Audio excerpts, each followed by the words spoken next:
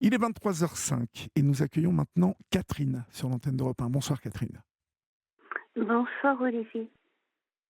De quoi voulez-vous me parler, Catherine? Il y a bien des choses que je voudrais parler, mais j'ose pas trop parce que par rapport à mon fils. Alors, mais si vous m'appelez, c'est que vous avez envie un petit peu de m'en parler quand même, non?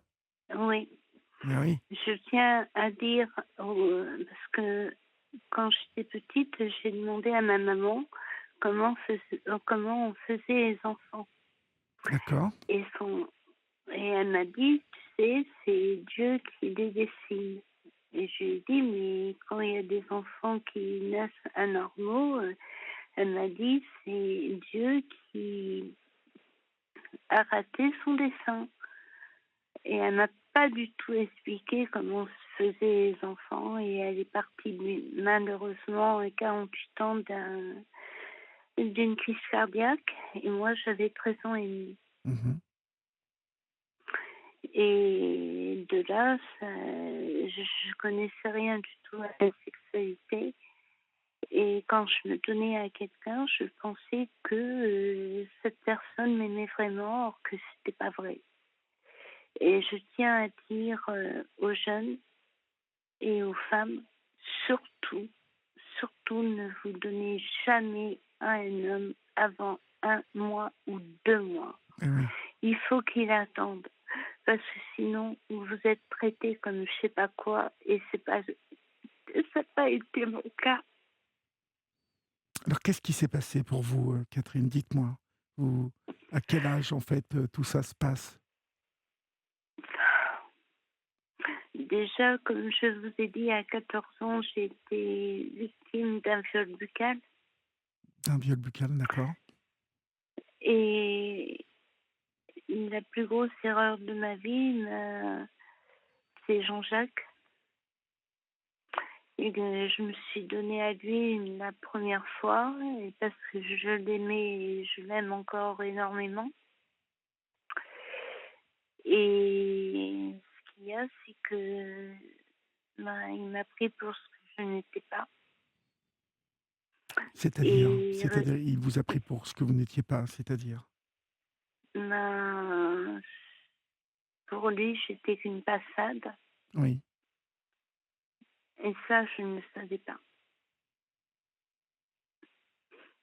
Et quand j'étais avec le père de mon fils, peu de temps avant le mariage de Jean-Jacques, Oui. je l'avais trouvé dans un bureau de tabac qui faisait où on achète des petits bouquins, des livres, etc. Enfin, tabac presse. Et il m'a dit, voilà, mon jour où je suis libre, c'est le lundi. J'habite une telle rue, premier étage, une porte gauche. Mhm. Je travaille à Vladivostok dans un restaurant. Si tu veux venir me voir, il n'y a pas de problème. Et comme je sortais avec le père de mon fils, qui habitait Tours, et lui habitait Blois, Jean-Jacques habitait Blois et le père de mon fils habitait Tours. Et j'ai pas voulu céder à ses avances Oui. parce que j'étais avec le père de mon fils et peu de temps après, appris son mariage. Et il y avait une petite épicerie dans cette rue où il habitait, pas loin de chez moi d'ailleurs, pas loin de chez mon père. Et j'ai vu sa femme habillée en mariée, et il m'a sauté au cou en me disant merci pour les fleurs. Et j'ai rien compris au film. Oh là là, oui, il est bizarre, lui, non? C'est très bizarre. Mais j'ai rien compris au film. Ah oui, je comprends que vous n'ayez rien compris. C'est fou, ce qu'il vous a fait quand même. Ben oui. Il a Je suis bien d'accord avec Ah vous. oui, oui, c'est très bizarre. C'est très bizarre. Et après, je me suis mariée avec le père de mon fils. Et ça a été...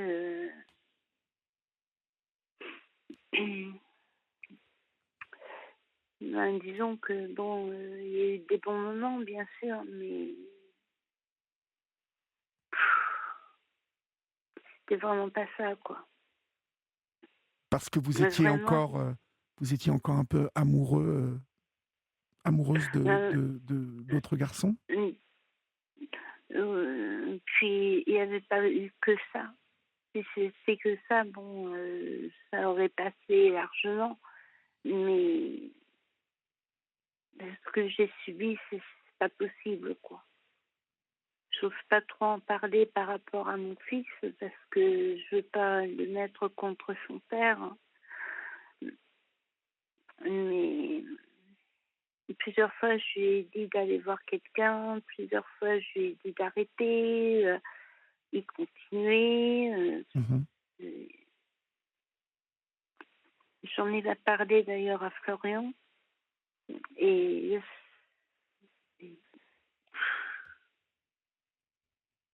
Oui, ça a été compliqué là, visiblement, très compliqué. ouais, ouais, très très compliqué. Mais j'ai passé sur beaucoup de choses, mais je n'ai pas passé sur ma grossesse. Mm. C'était la dernière main que je suis tombée. Il a pas fait gaffe, il n'a pas vu, il n'a pas compris, je sais pas, et ça a explosé. J'ai attendu d'être dans la maison, d'être avec mon bébé, et il n'a rien compris aussi. Voilà. Et en fait, aujourd'hui, vous regrettez, quoi exactement? De vous être donné, trop vite? Trop rapidement? Oui, oui. C'est pour ça que je dis aux personnes, enfin aux femmes et aux adolescentes, jamais, jamais, jamais, ne vous donnez jamais euh, avant un mois ou deux. Mmh. Parce que ça peut être dramatique et moi j'ai fait ma deuxième tentative de suicide par rapport à Jean-Jacques. Je voulais me supprimer et ce qui m'a retenu, c'est qu'est-ce qu'il y aura après dans ma vie. J'étais très curieuse de ça et c'est pour ça que je n'ai pas fait. Et j'ai vu, ma maman m'a fait voir aussi mon accident de mobilette que j'ai eu. Oui. Elle était dans un champ de rose avec une rose à la main. Le champ de rose s'est ouvert et j'ai vu mon accident tel qu'il s'est passé. C'est pour C'est-à-dire, ça que vous l'avez vu, comment ça, vous l'avez vu, votre accident tel qu'il s'est passé? j'ai été traînée une voiture. J'allais voir une amie Oui. et il fallait que je tourne à gauche. Et j'ai regardé à droite, j'ai regardé à gauche, il n'y avait personne. Je me suis avancée dans la rue, Mmh. enfin sur la route. Et là, il y a une voiture qui est arrivée, m'a doublée et sa caravane m'a traînée sur 22 mètres. Ah oui, d'accord. Et j'avais oublié mon casque.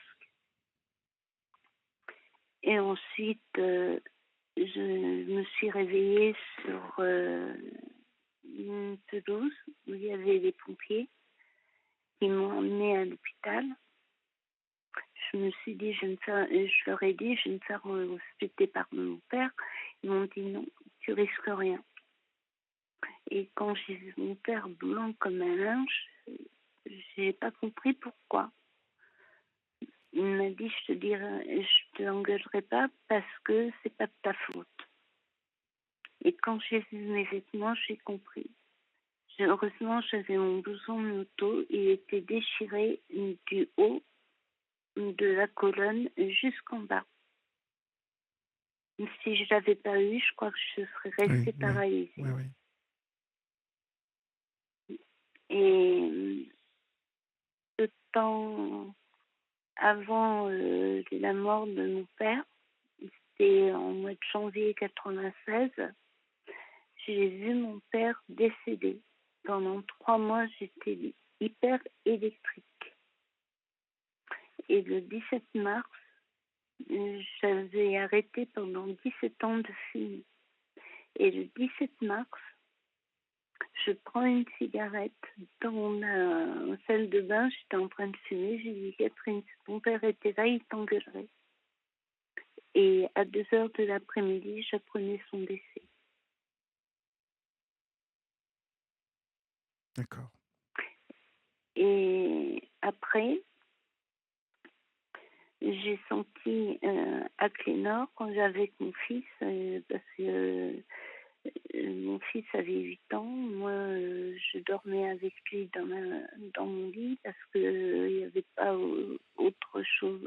Ma soeur dormait avec son mari dans la chambre à côté, ses filles dormaient dans une autre chambre en haut, enfin Oui. bon, tout était complet et mon fils, c'est pour ça qu'il dormait avec moi. Et j'ai senti un voile glacial, mais glacial sur moi. J'ai dit, ça, c'est papa. C'est bizarre, hein? Oui, c'est bizarre, oui. Bon, vous avez des ressentis comme ça très profonds, en fait. Ah oui.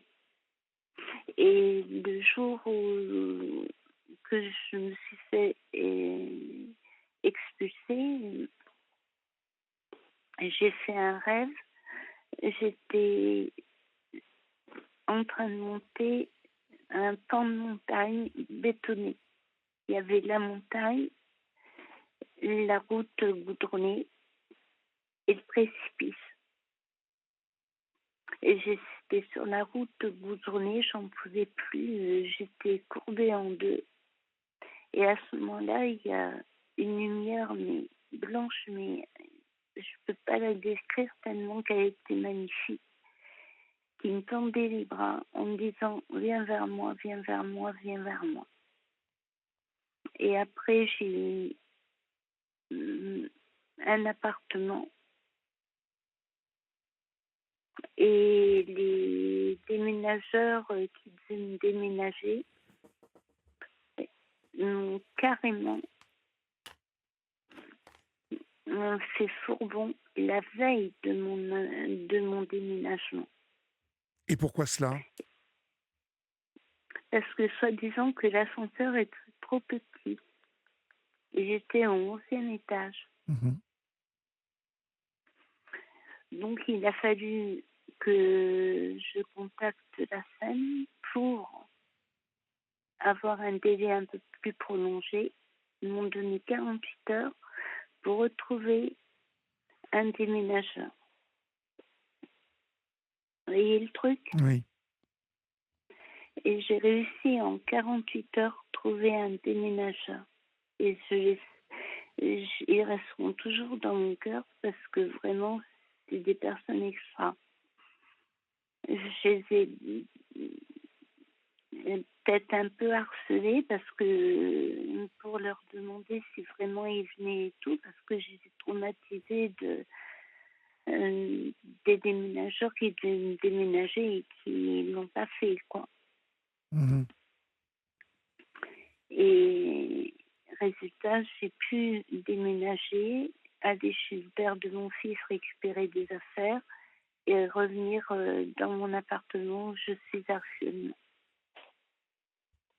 Donc, en fait, aujourd'hui, comment ça va, en fait, Catherine? Vous en êtes où, là? Ben, Vous êtes c'est suivi un moyen. petit peu? Vous êtes suivi un petit peu? Oui, oui, je suis suivie par un psychiatre depuis D'accord. 87. D'accord, ok. Et mon psychiatre a dû prendre sa retraite. Et j'ai retrouvé un autre psy qui, lui, est complètement différent de mon premier psychiatre Mhm. et qui me fait rire. Ah bon, bah très bien. Donc, vous vous entendez bien avec lui? Oui, ça va. Bon, très bien. Bah, écoutez, je vous souhaite plein de courage, ma chère Catherine. Et puis, euh, Et je tiens autre chose, c'est que avec tous les événements qu'on vit, pourquoi on remettrait pas la morale à l'école? Pourquoi, pardon? On remettrait pas la morale à l'école. Oui, c'est un vaste sujet, mais on essaye, hein, en ce moment, je crois. Je crois qu'on essaye. Donc, je pense que vous allez pouvoir en parler avec votre psychiatre, hein, puis avec votre fils aussi, qui a l'air aussi de pouvoir échanger avec vous pas mal. En tout cas, je vous embrasse bien fort, Catherine, et je vous souhaite plein de courage. Et puis, je vous souhaite de bien rigoler donc avec votre nouveau psy, parce que c'est important de bien s'entendre avec un praticien comme ça. À bientôt, Catherine.